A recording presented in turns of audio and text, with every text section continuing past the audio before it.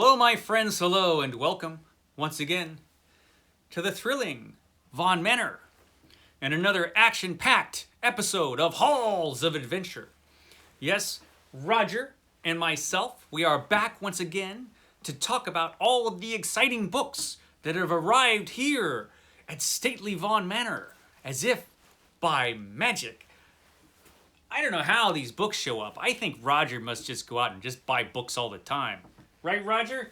You got a problem or something, man. Well. More books have shown up this week, so let's talk about them. What books have shown up here at the Manor this week?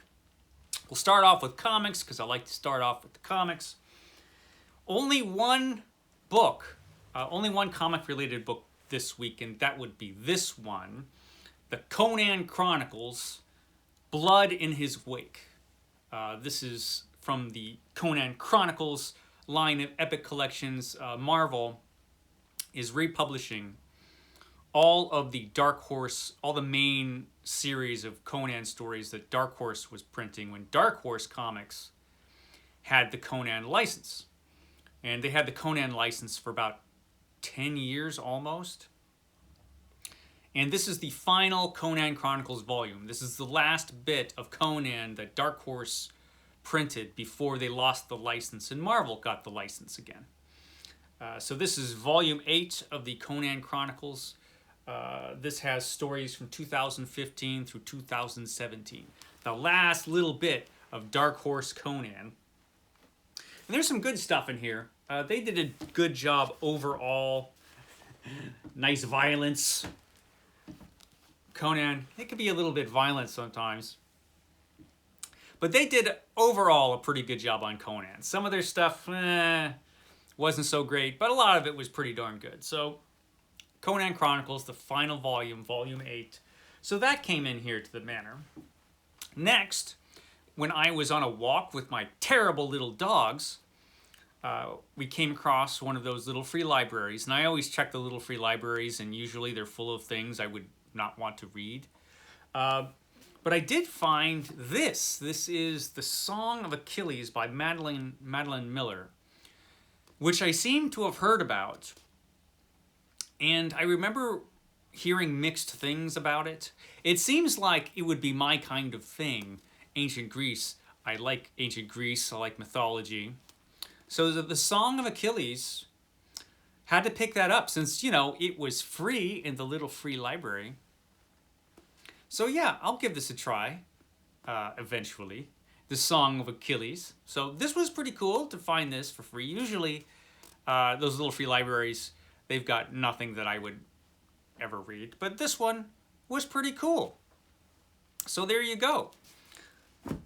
So next is just a bunch of science fiction, vintage science fiction. I always, somehow, a bunch of vintage science fiction shows up. Roger, man, he can't stop himself. So the first thing here is actually pretty cool, and I was really happy to find this. This is The Radio Planet by Ralph Milne Farley. This is an old Ace edition. That's really cool. This guy fighting the giant ants. A daring Earthman battles an alliance of monsters. An alliance of monsters. Well, that in itself makes you want to read it. But the interesting thing is that Ralph Milne Farley, that was a pen name for a senator.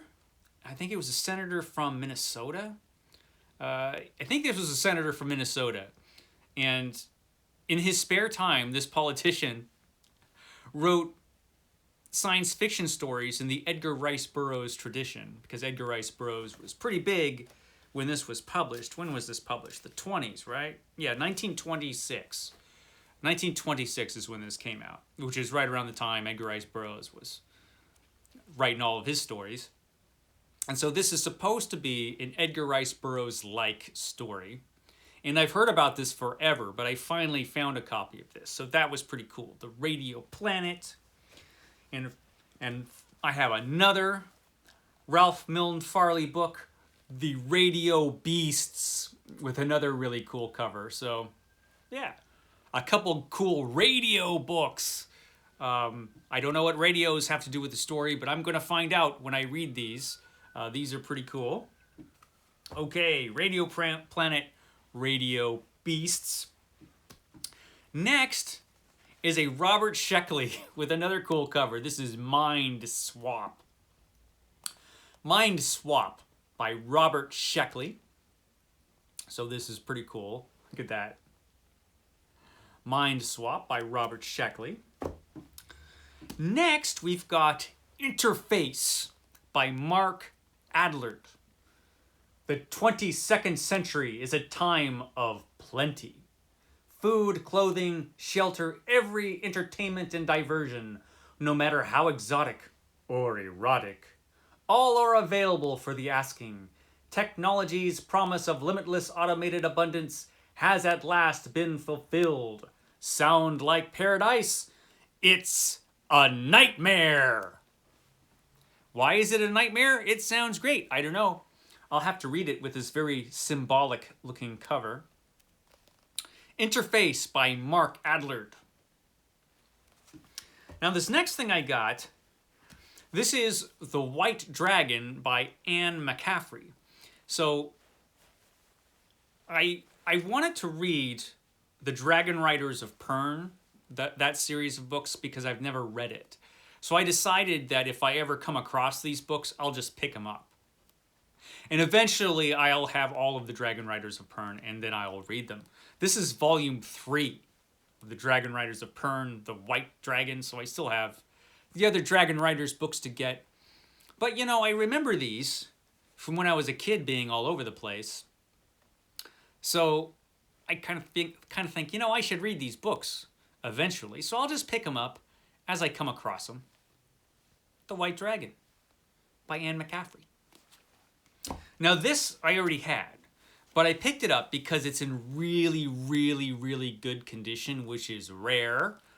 This is Robert E. Howard's The Lost Valley of Iskander. This was one of the Zebra books from the Zebra series of Robert E. Howard's works. And this one is from the Xavier Gordon stories, the Middle East Adventures that Robert E. Howard wrote, the Middle East Adventure Stories. The Lost Valley of Eskander. And this one has illustrations by Mike Kaluta, which is really cool because he's a good illustrator. So yeah, I got this one because it's in really, really good shape. Much better shape than the one I had before. So the next one I got, I was pretty excited to find. This is Not Without Sorcery by Theodore Sturgeon. This is a collection of short stories by Theodore Sturgeon. Some really, really good ones, I believe. It includes the story It, which is a monster story I've been hearing about since I was a kid and have never read. Well, I finally have a copy of it in Not Without Sorcery. And that's a pretty cool cover for Not Without Sorcery by Theodore Sturgeon. So this looks like a pretty good one. I'm looking forward to some of the stories in this. I'm really looking forward to reading that one. That one looks pretty cool. The next is an anthology. This is The Best of Analog. The Best of Analog. Edited by Ben Bova, actually. And this is The Best of Analog, and I'm sure this was from the 70s. I'm going to guess. Let me find out. Yes, it's a bunch of stories from the 70s. And this is the first Ace printing from 1979. So, bunch of 70s science fiction, The Best of Analog. So that's pretty cool. I was happy to get that. The next is a Larry Niven book, A World Out of Time, with a very strange snake with a cat's head circling this picture of planets. So that in itself is interesting. When he came back from the dead, he wished he hadn't. Yeah, that's a scenario you see played out quite a bit. So I will be interested in this Larry Niven book, A World Out of Time. A World Out of Time. We have a couple covers. This one is the first of 3 with cats. So this is the first cat cover. The next one is possibly the funniest cat cover. This is a Paul Anderson book with a monster cat person, The Long Way from Home, or The Long Way Home by Paul Anderson. It got you there in no time at all, but still it was the long way home. And so we have this monster cat alien thing who just shot this poor fellow with a ray gun or something. But it's pretty funny. It's a pretty funny cover, in my opinion. It's great. It's a great cover. The Long Way Home. That's pretty awesome. So, you know, what's up with this cat guy? I don't know. I have to read the book, I guess. This next one is amusing, too. This is Daybreak, 2250 AD. This is an Andre Norton book, because of course it is. But the great thing about it is, look at that little cat down there on the raft. Like, you know, what the hell are you doing, man? This is actually a great cover. It's a very post-apocalyptic cover. This is a perfect post-apocalyptic cover with this guy in his loincloth on his homemade raft, you know, and his cat. It's Daybreak, 2250 AD. Gotta read it. Another cool Ace book. Ace had some interesting books with some interesting covers, and I like this one. Don't know how the book is. Andre Norton, pretty hit and miss, but I'm looking forward to reading it. Next we have The Great Time Machine Hoax. It was all a hoax, apparently, from Keith Laumer. The Great Time Machine Hoax. Don't know what that's about. Some kind of time machine hoax. I'll read it.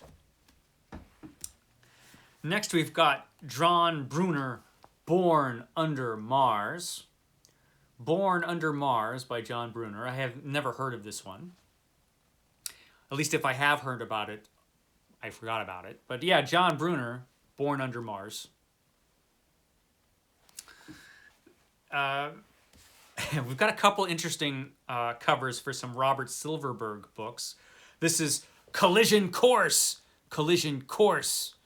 Robert Silverberg. When you see that glowing alien in the middle of these two spaceship things. I don't know. I don't know what's going on the cover of Collision Course, but something's going on this cover. So yeah, Collision Course by Robert Silverberg. That's pretty cool.